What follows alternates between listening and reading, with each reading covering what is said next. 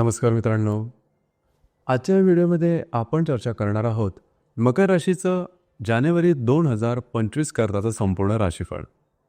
जानेवारी हा जो महिना आहे हा मकर राशीसाठी थोडासा खास आहे, कारण तुमच्या राशीचा जो राजयोगकारक ग्रह आहे शुक्र, जो की तुमच्या द्वितीय स्थानामध्ये भ्रमण करतो आहे आणि तिथेच तुमच्या राशीचा स्वामी जो आहे शनी, तो सुद्धा विराजमान आहे.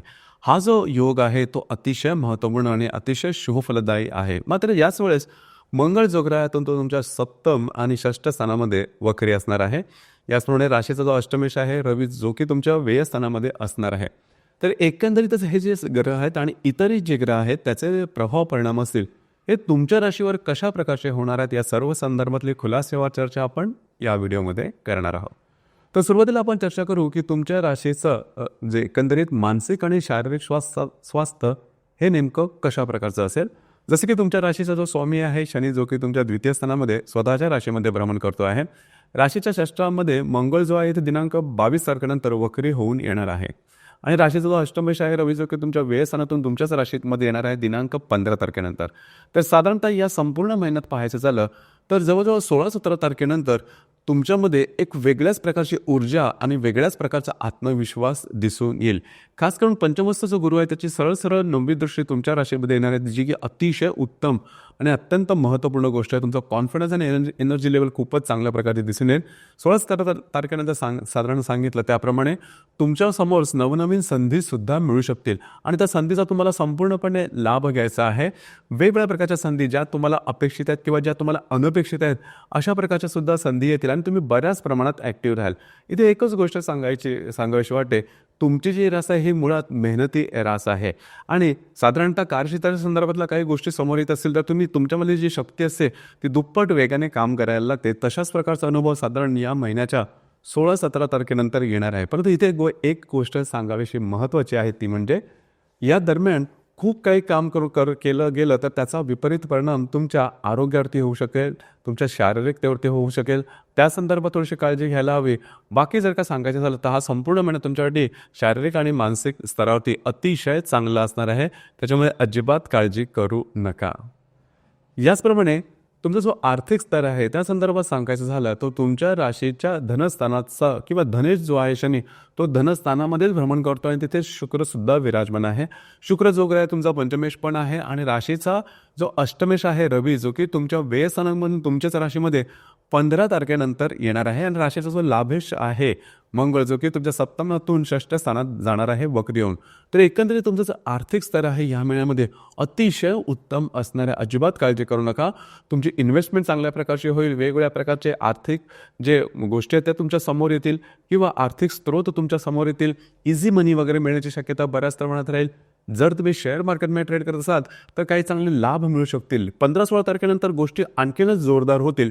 म्हणजे आर्थिक संदर्भात तुम्हाला विविध प्रकारचे लाभ, तुमच्या अपेक्षित आणि अनपेक्षित प्रकारचे लाभ तुम्हाला या दरम्यान निश्चित मिळू शकतील. आणि अर्थातच तुमची जी रास आहे थोडीशी प्रॅक्टिकल आहे.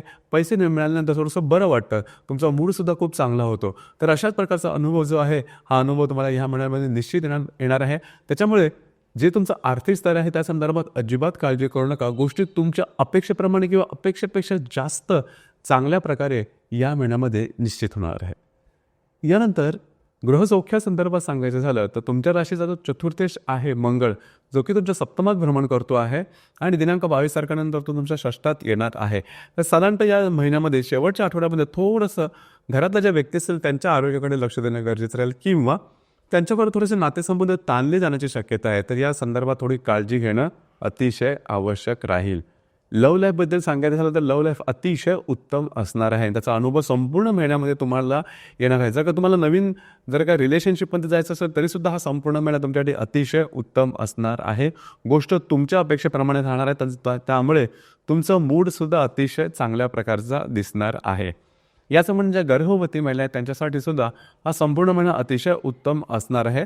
तरीसुद्धा कुठल्याही प्रकारचे काय प्रॉब्लेम तुम्हाला जाणवले तर लगेच डॉक्टरी लस करून घ्या, परंतु फारसे काही त्रास होणार नाहीत. त्याच्यामुळे तशी काही काळजी करू नका. याच म्हणजे विद्यार्थी वर्ग आहे त्यांच्यासाठी सुद्धा हा संपूर्ण महिना अतिशय चांगला राहील. तुम्ही जे काही काम केलेलं आहे, जे काही एफर्ट केलेले आहेत त्याचे उत्तम प्रकारचे रिझल्ट्स तुम्हाला या महिन्यात मिळतील. मात्र रिझल्टसाठी किंवा तुमचे प्रयत्न मात्र 100% असणं गरजेचं राहील. वैवाहिक जीवनाबद्दल सांगायचं झालं तर जर तुम्ही विवाहित असाल तर वैवाहिक जोडीदारावर थोडेसे वादविवादाचे वगैरे प्रसंग निर्माण होतील. त्यांच्या आरोग्याकडे सुद्धा लक्ष देणं गरजेचं राहील. गेल्या महिन्यामध्ये म्हणजे डिसेंबर 2024च्या महिन्यामध्ये तुम्ही थोडाफार याचा अनुभव घेतलेला असेल. या महिन्यात थोडासा जास्त जाणवेल. तर इथे थोडंसं लक्ष देणं महत्त्वपूर्ण राहील. कार्यक्षेत्राच्या संदर्भात सांगायचं झालं तर तुमचं जे काही कार्यक्षेत्र असेल, करिअर असेल, त्या संदर्भात सुद्धा अतिशय उत्तम अशा प्रकारचे अनुभव तुम्हाला या संपूर्ण महिन्यामध्ये येणार आहेत. म्हणजेच ज्या ठिकाणी तुम्ही काम करता, नोकरी करता किंवा व्यवसाय करता, त्या ठिकाणचे सहकर्मी किंवा वरिष्ठ यांच्याबरोबरचे नातेसंबंध अतिशय चांगले राहतील. तुमच्या करिअरच्या संदर्भामध्ये तुम्हाला निरनिराळ्या सकारात्मक संधी येतील की ज्या भविष्यात जाऊन तुमच्यासाठी फायदेशीर सुद्धा होतील. त्याचप्रमाणे जे तुमचं कार्यक्षेत्र असेल त्या संदर्भातले काही चांगले फायदे तुम्हाला या महिन्यामध्ये निश्चित मिळू शकतील. एकंदरीतच सांगायचं झालं तर या संपूर्ण महिन्यामध्ये फक्त 2च गोष्टी तुम्हाला सांभाळायच्या आहेत.